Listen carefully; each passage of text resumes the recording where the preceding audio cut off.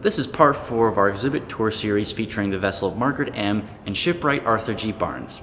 In our last episode, we finished a two-parter exploring the details and design philosophies behind the Margaret M. And in this episode, we're going to discuss how exactly this vessel was built. First question that comes to mind for most people is how? How exactly does a sightless man go about formulating the design of a vessel in the first place, and then go on to realize that vision? The answer to that question you will come to find is lots and lots of patient, deliberate work. I've personally come to learn so much about the Margaret M over the research process for this series, but I still remember what it was like when I was first introduced. I remember trying to visualize that building process in my mind, and I was just at a complete loss of imagination. I struggled to even conceive of it. How exactly did he do it? Fortunately, there are some accounts which provide helpful illumination on this enigmatic process. The most extensive account we have is from a 2006 issue of Pacific Yachting magazine, one I've mentioned in our other episodes. In the article, Philip Teese, a previous owner of the Margaret M, writes about a series of interactions he had with the shipwright himself, roughly around the time of 1963. A sizable portion of the issue details Philip's visits to Arthur's workshop in the basement of his bakery in Victoria. He writes about the unique methods Arthur employed and about the painstaking effort involved in every step of the boat building process.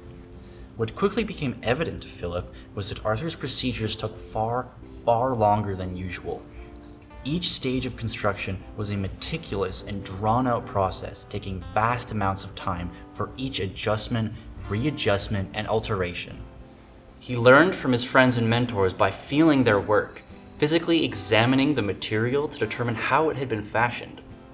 Arthur's friends would make cardboard cutouts for him, which he could study himself by touch and feel. It should be clear now that patience was Arthur's greatest and most important tool during this process. We take for granted the convenience of our own eyesight. It simplifies ordinary human activities and absorbs information at such a rapid pace. But Arthur's endeavors prove that it is not the sole ability we have to absorb the information of our surroundings. Quoting again from the Pacific Yachting article, Philip writes, quote, "Barnes's single greatest skill was patience. In the slow but perfect evolution of a boat under his sensitive hands, he demonstrated the same almost heroic level of patience that he brought to another of his enthusiasms, his love for classical music and mastery of the French horn," unquote. I'm going to quote another piece from the article here, maybe my favorite excerpt from the whole thing, as it conjures such an expressive image to mind. It details Philip's first visit to Arthur's basement workshop, and it goes a little something like this. Quote, "After my second or third step, I fell noisily flat on my face, and Barnes cried out, 'Oh, I'm sorry, I forgot. You need lights, don't you?' Unquote." You see, Arthur worked in near complete darkness. He simply didn't need the light. Visitors would be shocked when they saw blades and saws operated by the blind man in his dark basement workshop. Phillips remarked that the equipment seemed challenging for any skilled craftsman to operate, but yet again, Arthur seemed to manage just fine regardless. The way Arthur managed to handle the machinery safely is actually very interesting. He had clever stops and jigs in place to allow him to operate the machinery as precisely as possible while maintaining his own safety. He had the jigs set up in a way where he could precisely guide planks of wood through the large table saw, keeping the measurements exact without having to visually confirm the dimensions while cutting, and while all the while keeping himself clear of the dangerous instruments. The process would have been much the same with steps not requiring machines. Warping the steamed wood planks into place, he would have to make small incremental adjustments with clamps by hand until they were properly secure and equally symmetrical.